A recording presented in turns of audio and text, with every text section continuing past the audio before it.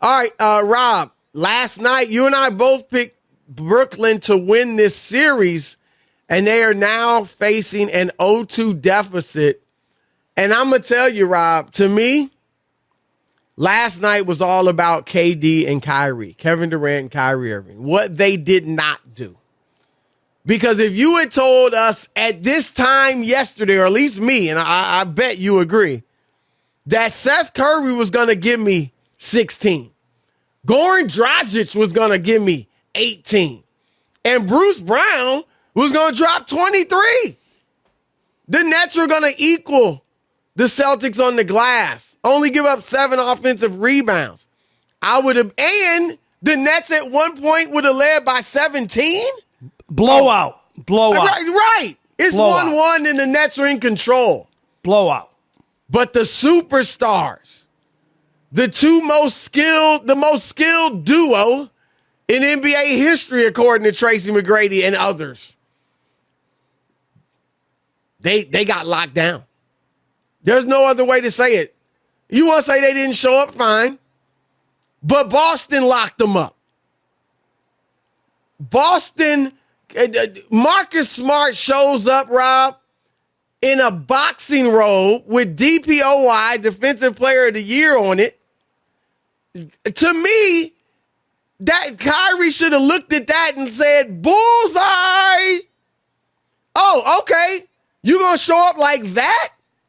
I'm going to show you what I think of your Defensive Player of the Year award. Instead, Marcus Smart took him out of the game. Kyrie wasn't even bringing the ball up court. What was up with that? Kevin Durant can handle the ball for a 7-footer, not for a point guard. And you saw him struggling to get it up. And he's got to work so hard to get it up sometimes if they pressure him that he's worn down. So Kevin Durant 0 for 10 in the second half. He and Kyrie combined 1 for 17. The other duo from the Celtics, Jason Tatum and Jaylen Brown, didn't play particularly well either, but they got it done in the clutch. They went 6 for 9, 17 points in the fourth. Kyrie and KD go 1 for 9 for 8 points in the fourth. Peyton Pritchard of Boston matched them in the fourth quarter, Rob. Well, that's what the story was about to me. I'm with you. You could talk about, if you want to, Steve Nash isn't a great coach, and you want to talk about Boston and what they did. You could talk about all that. It still comes down to your big guys and guys who are prolific scorers, and they didn't get the job done. That should have been a blowout win. They got off to a great start without doing much, and I don't know if they felt like they still didn't have to do much. But for KD to go 0 for 10 and those two to go, 1 for 17? 1 for 17. I mean, those are historic numbers for guys like that. And we said it twice for KD.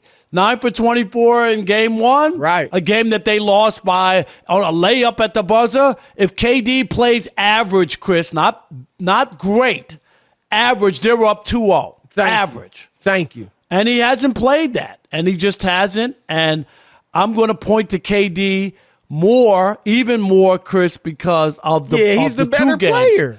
And he's the best player out there.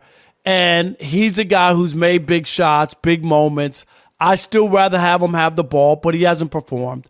And that's why the Nets are in a hole. Is it the end of the world? If you want to write him off, you can write him off. But just be careful in the NBA on the idea of a team winning both games at home. We saw this last year. If you just want to go back to the NBA Finals, the Suns were up 2-0, and everybody was throwing Chris Paul flowers. And wow, put him up. He's a top 3-point. You remember that, Chris? Top 3-point guard. Yep. Blah, blah, blah, blah, blah, blah, blah. Devin Booker's the next Kobe Bryant. Blah, blah, blah, blah, blah. Just like all of that. And then they never won another game.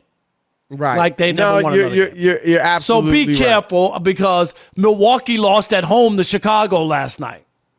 Right. And heck, Phoenix lost to New Orleans. Phoenix lost at home to New Orleans. And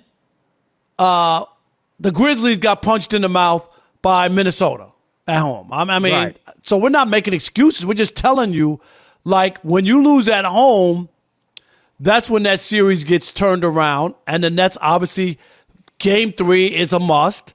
And then there's a chance you might, in Game 4, Chris, get some reinforcements, right? Ben Simmons might be back, which Might would be help. back. And I'm not saying that he's the savior or anything, but you could get another guy back. He gives you a little boost defensively, I think. Right. So there you go. But it still comes down to KD. And I'm going to lead with KD. I mean, Kyrie had a great game one, Chris. Great game one. KD has had Dookie games 1 and 2. Bad games. Yep. And if he just played decent, I'm serious, decent, the Nets would be up 2-0 and the conversation would be totally different. It just would be. Well, I'm glad, Rob, you brought up Nash, too, because everybody's killing Nash on Twitter. And look, Steve Nash is not Steve Kerr.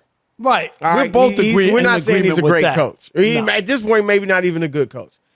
And here's what I will say about Nash. As I'm watching that game last night, I am thinking, Nash, get KD I'm thinking two things. One, can you get him an easy look?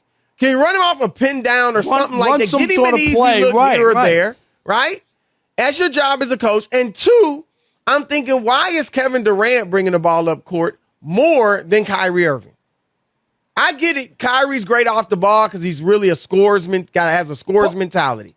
But he's the best ball handler in NBA history. And Durant's had trouble 2 games in a row, Chris. I fix it. Come on. What is KD, that? during the regular season, it's fine. We're in the playoffs now, and you're turning the ball over like a bakery. Exactly. I mean, come on.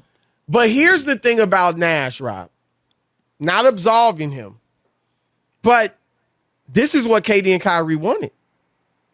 They handpicked Nash, and then Kyrie was like, he's not really our head coach. We don't have one. The coaching, everybody's view toward coaching is about to change because we're all going to be coaches. Well, KD and Kyrie want to run ISO. They want to run high pick and roll. They want to run drive and kick. It's glorified street ball, what they're doing. Rob, how many times has Kerry Kittles, we had him on the show and he said, oh, yeah, you drop them in easy because what they doing is so simple. Right. There's no plays. What plays? Right. It's just get in there and ball. Well, now you need somebody to draw you up a play to get something going, and he can't. Because this is what you wanted. You wanted to play AAU again. Well, here you go. So they got to turn it around quickly, Rob. Quick, fast, and in a hurry, or they're going home. This season will be over. 3-0, it'll be over. They're not coming back from 4. I agree. From 3-0. They will not win 4 games in a row against this Celtic team because they would feel great that they won 2 games that they probably shouldn't have and then came into game 3, Chris, with the Nets get back against the wall and they still couldn't win. So, so how and the Nets will be deflated too. Right. Oh, yeah. Absolutely. After that. But here's the thing for all you out there who might think, 2-0, it's over. If you've ever played in basketball games, and now the only way it is over, Rob, is if the Nets are internally defeated.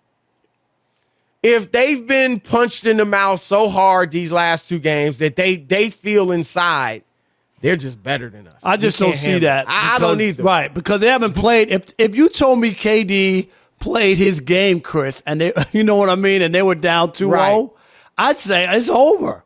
KD can't play any better. Kyrie can't play any better, and they can't win. You got a buzzer beater that beat you, and then you were up going into you got outscored 14-4 to start the fourth quarter, and the game was over. I mean, 14-4 in the fourth quarter with 2 of the best scorers in the league. Come on. They have to feel like if they're who we think they are, who we say they are, then they got to be feeling inside like, look, we can beat them 4 out of 5 games. They just won 2 in a row. We can win 2 in a row. We win 2 in a row at home, and then it's 2 out of 3. That's how you have to look at it. It's your turn to weigh in on KD and Kyrie last night. All right, let's kick it off with Marcus in Phoenix. You're on the Odd Couple Fox Sports Radio. What up, Marcus? Hey, what up, guys? How you doing? Doing good, great, man. How are you? I'm doing good, man. I got to tell you, I look forward every day to you guys' show. Man, thank you. That means a lot. You know, people have a lot of options. when they're driving home or whatever, there's Sirius has 500 stations. Right. Right? I mean, really. Right. So we appreciate it. Yeah, for sure. Well, first I'll just say I'm definitely out here sweating for my boys out here for the Suns. I think it's going to be a rough road at this point. Yeah. He could be out a month. Chris and I feel the same way. Like that dampered their hopes. Oh, yeah. Because they're not Chris, winning it without him. yeah, I mean, I don't think you could get by. Injuries too. Yeah, those hamstring injuries too. Yeah. They linger. Right. He's not going to be 100% the rest of this basketball season. Right. That's for sure. Right. But kind of chiming in on that game last night. I mean, I kind of think that we're giving, first of all, Steve Nash and KD and Kyrie passes kind of because first starting with Nash, I mean, it definitely feels like when you watch that game, you're watching one team play pick-up and the other team play organized team game. Agreed. And Steve Nash doesn't seem like he's on top of things, like a norm. I mean, the rookie coach for Celtics is clearly out-coaching him. I mean, in the first game, I didn't understand why on that last play where KD ended up taking a 28-foot fadeaway, the Nets had 2 timeouts. Why didn't he call a timeout and set something up instead of making Kyrie? It's like he just throws the ball to KD and say, okay, KD, Kyrie, you guys gonna make it happen. Well, look, I mean, remember what one of the best coaches ever, Greg Popovich, what did he always say, Rob? Tim Duncan allows me to coach him. He said, because if the players don't want to respect you and listen to you, I don't care how much you know the game, you're not going to be able to coach them. And they set a tone from the get-go. He's not our head coach. It's a partnership. He's just kind of organizing things. Right, and that's what they look like. You're right. They look like an AAU team. And when shots don't go in, that's what it looks like. You know what I mean? Like seriously. Right. If they're making those shots, if they drew that up, Chris, KD hits that 3, they're up by 4, they win that game. Oh God.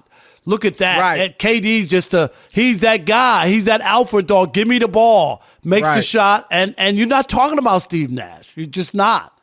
Or about the rest of the game. But it is. And you could do that. When you don't win, you can look back and look at stuff and make a determination on if they could have won if some things changed. What about Jerome in Charleston, South Carolina, the old Charleston Chew? Chris, did you used to eat that candy, the Charleston Chew? I wasn't a big Charleston Chew guy. Neither was I, but it was big for the kids. I remember, everybody. All right, what's up? Boston had 5 guys in double figures the first game. Game 2, they had 7 guys in double figures. As long as they keep playing as a team and playing hard, and when you put that uniform on, they expect a certain level of hustle. Wait, stop it! Okay, yeah. They got one championship. Hold on, since you got 2008. one championship. Well, beyond that, right? They got one championship since Larry Bird walked out the door. Right. How long ago was that? 1992 or whatever? 93? Let's not make it like the Celtics win every year. Exactly. When you put that uniform on, stop it. And if I remember, Chris, was it 2 years ago or when the Nets knocked them out in 5 games or whatever? Yeah, come on. Let's not like oversell it. Okay? Right. Look, they're a great franchise. They're the second best franchise in NBA history. I think the Lakers are the best. But don't get your panties in the bunch praising the Celtics like they've reinvented the wheel. Right. Okay? Stop. Most of all their championships, like I said, except one, came last century. And Chris, before Bird got there, they had a 20-year drought or something before Bird they had showed up. They won in 81 with him. And I'm saying before that. They won in 76 with Dave Cowens led them. But they 60s, most of it was 50s and 60s. Or in the 60s. From the Fox Sports Radio studios, our next guest does a great job of covering the NBA for Yahoo Sports and also a Sirius XM NBA radio host and the former nephew of Rob Parker. No, and a great guy, too. Our man, Vinnie Goodwill. Vinnie, what's up, man? What's going on, y'all? How y'all doing? Vinnie, we are good. Did you hear the booze from Comerica Park today or no? From where you were? No, no, because I'm actually in New York City, so I don't think those Bulls were going to carry. They're going to get there that loud. Okay, I was wondering if you were Detroit. Not at all. Okay. Vinny, what's your take on the Nets Celtics series, and particularly KD and Kyrie? Well, I think it shows a lack of coaching adjustments. You can see that Ime Udoka is running circles around Steve Nash. His inexperience is really showing. And Kevin Durant just looks out of sorts right now. Like, I compared it last night. It looks like they're putting some Jordan rules on KD where they're putting, 4 or 5 sets of eyes to him every time he has the ball. They're zoning up on him. And he hasn't adjusted, and Steve Nash hasn't made the game easy for him, in addition to Kyrie Irving not being a traditional setup point guard. Like, I know we've had these conversations about how great these guys have been in terms of skill and everything else and where they rank in terms of greatest scorer ever, most skilled players ever. But you got to put that in application, and it hasn't worked at all so far. Thank you. Can we, the NBA, we've talked about this, the regular season, a lot of injuries, and now Booker's out. How does that? Middleton, too. Yeah, Middleton's out as well. But Booker, how does that hurt or derail the Phoenix Suns? A hamstring, Vinny, he might be out for 3 weeks or a month, but you never recover enough to be healthy, during the playoffs with a hamstring. It's going to take longer than the playoff run. How much does that hamper the Suns? It's going to be a test to how far ahead everybody thinks that Phoenix is. If Chris Paul is as great as people like to say that he is, our buddy Nick Wright likes to say that Chris Paul will elevate himself above Isaiah Thomas on the all-time point guards list if he wins one championship. Well, let's see if he can do that without his shooting guard or without his best player. And I certainly don't ascribe to that. But I think Phoenix is pretty deep. Like, you slide Cam Johnson in, who finished on my ballot for 6th Man of the Year. You slide them in there. Yeah, you're going to lose a little bit of Devin's shot creation, but they should be pretty deep as far as being able to survive for the next couple of weeks. You got to think, they're going to play the winner of Dallas and Utah, and Luka's not playing tonight. Utah's a mess, so they should be able to survive at least until the Western Conference Finals, and then you're going to have some real problems, assuming Golden State or Memphis is there. Well, I was going to ask you about Golden State. They look, it's only 2 games, and Denver obviously is Denver's depleted, right? But they look really good. They look like they're back to championship level play. What are your thoughts on them? Well, in case you guys didn't know, I came up with the term death lineup that everybody wound up using like 7 or 8 years ago or whatever. You created that? Yeah, that's me. I didn't copyright it, but yeah, that created. I just created just like in the press box one day, just saying this lineup killed you, and then saying it's a lineup of death, and it's a death lineup, and I forgot it as quickly as I said it, and then all of a sudden it caught fire like a week later, and I totally forgot I said it, but it's. You believe him, Rob? Nah, I don't think he would. Yeah, I'll take that. I don't think Vinny's going to make it up or claim something that he didn't do. Absolutely not. I don't have a name for this lineup. The name that comes to me so far is Beige Rage, considering you got 3 light-skinned brothers. Hey, it's light-skinned brothers balling nowadays. Oh, stop! Hey, all over the place. It's only because they couldn't play. They had to play in the suburban gyms. Man, the game is suburban nowadays. So that's the what game is suburban nowadays. Yeah, you know that. Whatever. Y'all are terrible. But no, I do think I'm very curious to see what Jordan Poole is going to look like in a road playoff game. You know what I mean? Like, it's one thing to play like really tough at home when you get everything working for you. What's it going to look like when you go on the road? That's anybody. You know what I mean? Right. When it's your first taste of playoff, intensity on the road, and you're not in your comfortable confines. But I don't think it's going to be Denver that does it just because they don't have the players. Like, if you mix those 2 lineups together of both teams, outside of Jokic, and we're on the playground, outside of Jokic, how many Golden State Warriors do we pick before we go to the next Denver Nugget? And I just think that that's the talent disparity that they have. And I don't know if they're back to championship level yet, because I've got some questions about the lack of size. If your tallest player is basically Draymond Green, you're going to have issues, and you can play him at center for 15, 20 minutes of the game, but 48 minutes, you got to figure out something else. And what happens on those nights where Clay isn't hitting or Steph isn't hitting or Jordan Poole is a 2nd or 3rd year player again? So I still got some questions, but I think they're much better than I anticipated they would be 2 or 3 weeks ago. How about Milwaukee and Chris Middleton? I mean, he was a big part of what they did last year and helping win a championship. What kind of a blow is that? And again, he could be out for an extended period of time. And Milwaukee already gave up a game to Chicago at home. What do you make of his injury? Rob, you want to ask me who I voted for MVP this year? Yes. Who'd you vote for MVP this year? Giannis. They still got him. Me too, Vinny. He's still playing, right? And that's to take nothing away from Chris Middleton, because I think he's fantastic and filling his role as that second guy, as that shot creator and everything. And you can give Drew Holiday a little more responsibility as far as running the offense, creating, and everything else to take a little bit of the pressure off of Giannis, but you still got Giannis, at least in the meantime. And if he's going for 2 weeks, then maybe that places you in game 2 of the next series, assuming it's Boston, assuming you get past Chicago. So maybe it's better that you drop this game against the Bulls and you let this series go a little bit longer so you can give yourself a little more time to recoup and learn they better each other. not play. Well, They better not play around with the Bulls. I Bulls.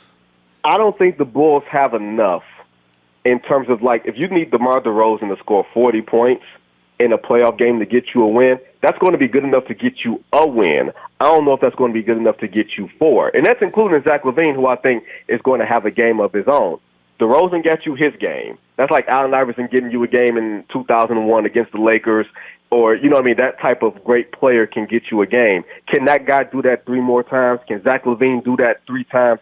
I don't know if I can see that. Plus, the best player in the game is arguably on the other side of the floor, and he's at the peak of his powers, and he's healthy. So I got a hard time believing that the Bulls, as great of a story as they are, can actually take down the champs, because the champs are without their second or third best player. Vinny, quickly before you go, and we got about a minute left.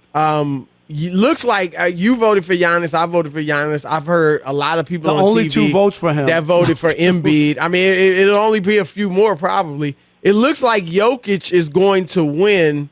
What are your thoughts on that? Because he might get swept. There's probably a gentleman's sweep at best in the first round. What are your thoughts on him probably winning his second back-to-back or his back-to-back MVP? I think Russell Westbrook bastardized the award, where traditionally the award not at always, all. Stop it. Stop. Yes. Rob, if he averaged 31, 9, and 9, he wouldn't have won the award. We got infatuated with the damn number 10. Yeah, but they also had a won that year when he got the triple-double. You can't just act like it didn't matter. Right. Nobody had done it in 40 years. We never thought that would be done. Magic, Kid, LeBron, nobody ever thought it could be done. Yeah. Not only hadn't they done it, they didn't think it could be done again. And guess what? He did it. And guess what, y'all? He did it again the next year. He did it last year, and nobody gave a damn. Why? Because it doesn't actually mean anything. It's just a round number. And to Jokic's point, to me, you can't win MVP if you are not on a team of consequence. So to me, that's why Giannis was the pick, was not just because he's on a contender, but because he's on a team that actually means something, that's going to play meaningful basketball, assumedly, for the next 2 months compared to a guy that's going to get swept. That's not what the MVP of regular season is. Award. It's a regular season award. It has nothing to do with the postseason. And Vinny, for you to be I'm not buying it. I'm not buying it. I'm not selling Vinny, it. Listen to your uncle. That's right. I'm not buying it. It's a regular season award. We don't care about the postseason. Vinny, you know that before the writers started voting, like Kareem won it without even making the playoffs, which I don't agree with, but I'm just saying, don't blame it all on Westbrook.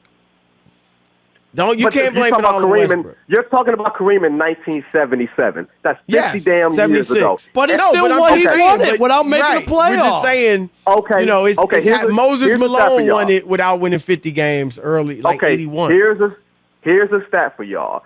Since playoff expansion began in 1984, that's the modern NBA for me, 16 teams in the playoffs, there's only been one player to win MVP, and his team did not win 50 games, and that was Russell Westbrook in 2017. Everybody else at least was on a team that won 50 games. That's the Mendoza line. And you mean to tell me a team that won one game in the playoffs because he averaged 31-10-10 compared to 31-9-9, and y'all was mad at Kevin Durant that meant something? Y'all Who was mad at Kevin Durant? The whole Triple world double, was man. mad at Kevin That Durant. numbers mean something, Vinny. Yes. Please. Go back home Tell and that to think John about this Stockton. one. Think Yes. about this one. How high is John Stockton on your? How high is John Stockton on your? Take two chocolate He's in the chip top cookies 10. and call me in the morning. He's in the all top right? 10. Yes. That's All our right. man, the feisty Vinnie We're not buying it Goodwill. today. That's right. Vinny's mad. Vinny's mad because a rat chased him on the subway today in New York. All right, brother. Thank you, man. That's our man, Vinnie Goodwill, Yahoo Sports NBA writer.